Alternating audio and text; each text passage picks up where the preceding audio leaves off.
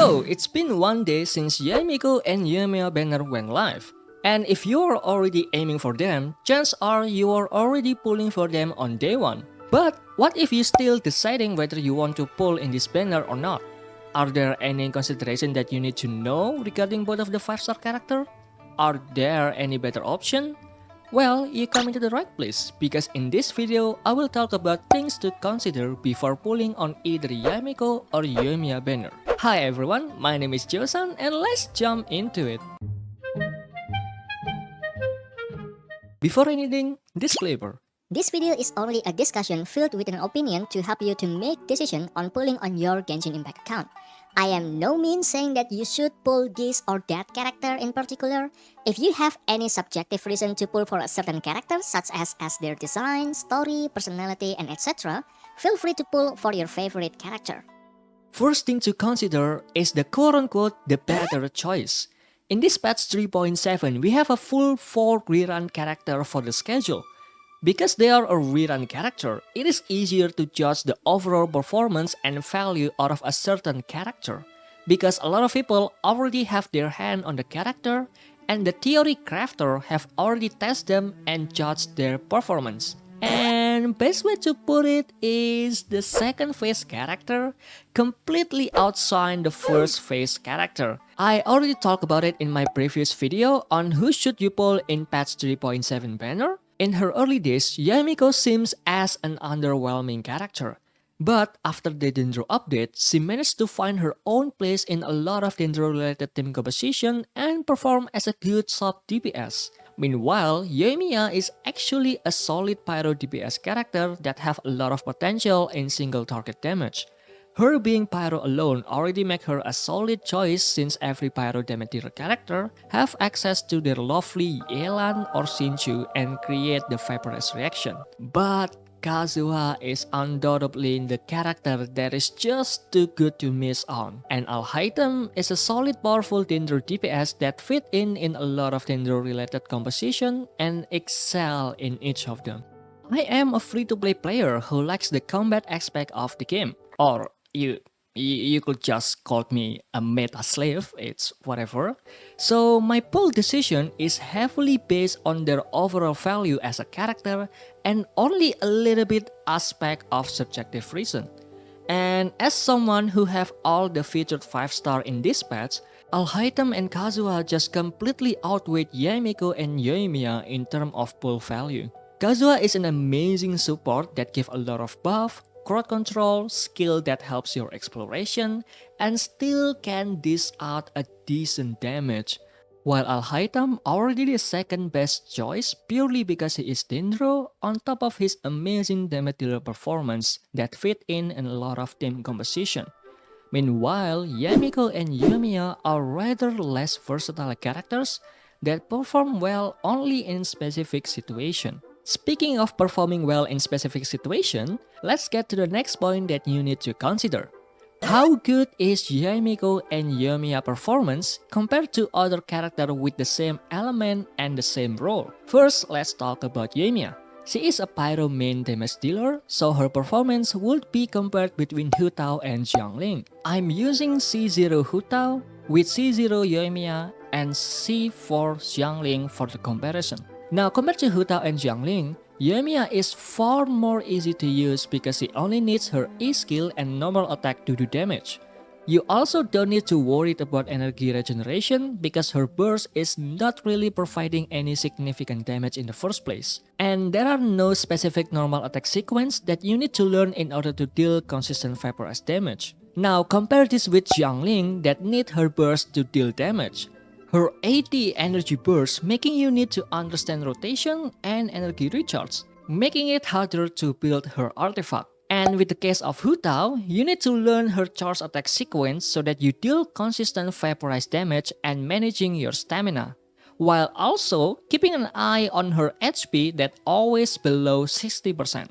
Yoimiya is definitely way more simple and easier to play, but if you do manage to learn how to play both of them, HuTao and Xiangling will outdamage Yoimiya in general. This is because Yoimiya, although she is good in single target, her damage will fall off pretty heavily if you facing multiple enemy situation. Meanwhile, HuTao is good in single target situation, but she also still have the capability to handle multiple target situation.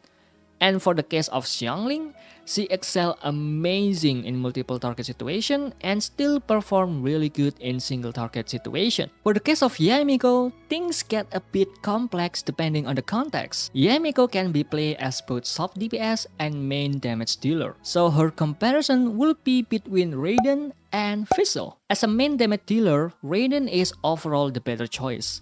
Not only because of the damage, but her kit is more comfortable to play compared to Yae Miko. Now remember, despite having an improvement from Dendro reaction, Yae Miko still has a problem within her own kit, such as how clunky she is to play, how fragile she is, and her need for massive energy regeneration, which all of that problem are directly solved with Raiden. Yae Miko feels clunky to play because of her need to do a rotation where you have to deploy all of her totem first, and then you do your burst, and then come back to deploy the totem again in order to deal the most optimal damage. Whereas for Raiden, she have a simple hack and slash playstyle. Yae Miko have really low defense and she is really easy to get interrupt. This can destroy your rotation because when you summon your totem, you can get interrupt with the big enemy that hits you. While Raiden is not the tankiest character, she have 100%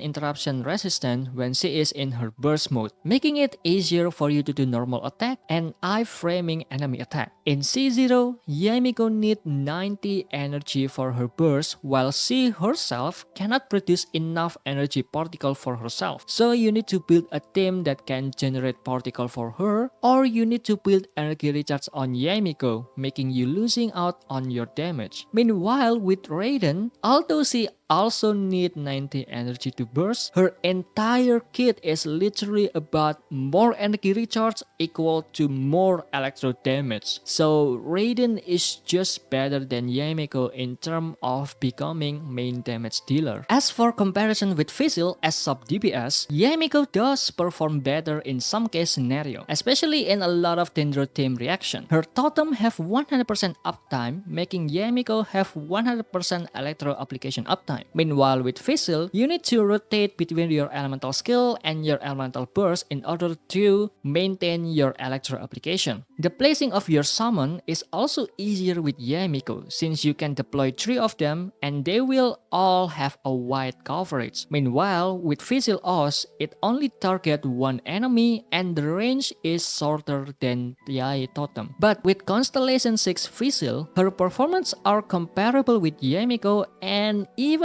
could be considered better, since it's way faster for Fischl to apply Electro to the enemy with her C6. Constellation 6 Fischl could be considered better than C0 Yae Miko. Counter argument to that though, despite Fischl being a character that is released since the start of the game, up until this time, there are only 5 character banners featured Fischl as the promoted 4-star character, with a big absence from patch 1.6 to patch 2.5 and patch 2.5 to patch 3.0. So even for players who have been playing this game for over a year, a lot of them don't have Constellation 6 Fischl. Yes, you can buy her Constellation from Paimon bargains, but you're only able to buy one only in January and July. That's only 2 constellations for an entire year. So to be fair, if you don't have Constellation 6 Fischl and it seems that you're not going to get her in a near time, getting Yae Miko is still the better choice. After we talk about the 5-star character, we can talk about the featured 4-star character on this banner. First, we have Kirara, the character that a lot of players are excited to get their hands on. There is not much to talk about her since we didn't have a lot of information about her gameplay, but I hope you'll get Kirara in the least amount of pool possible if you only aim for her in this banner. Next, we have Yunjin. Of course, she is here because she synergizes really well with Yoimiya. Yunjin is a normal attack buffer Geo character that scale off defense. Building her is quite simple and she can improve your Yoimiya damage by quite a lot, especially if you have a higher constellation. Yunjin constellation is really good. And after that, we have chongyun. Not really synergizing with any of the 5-star.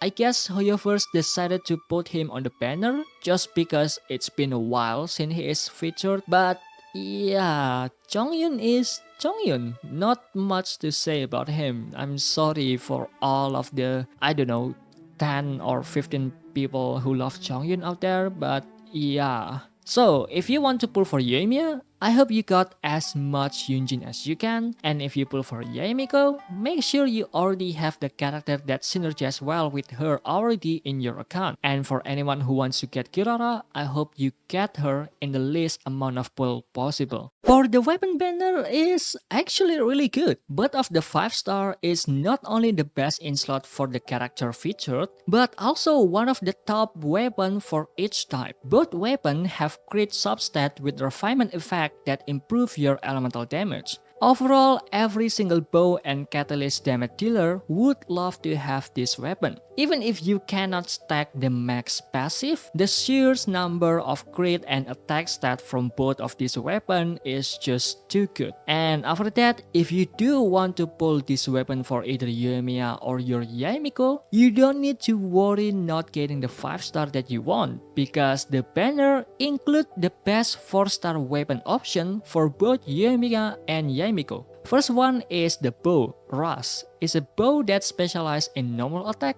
so it is literally the perfect fit for Yoimiya. And Yae Miko can take advantage of any buff from the witch seed, and the crit damage substat is just so good for her. After that, we still have another amazing 4-star weapon such as Dragon Bane. If you have higher constellation with the Dragon Bane, the weapon becomes so good, even pretty comparable with other 5-star pole arm. And then after that, another solid weapon with Akuomaru Claymore. And then the flute, which preferably the only weapon you want to dodge in this banner. And that is the 4th thing that you need to consider before pulling on the first phase of patch 3.7 banners of Genshin Impact.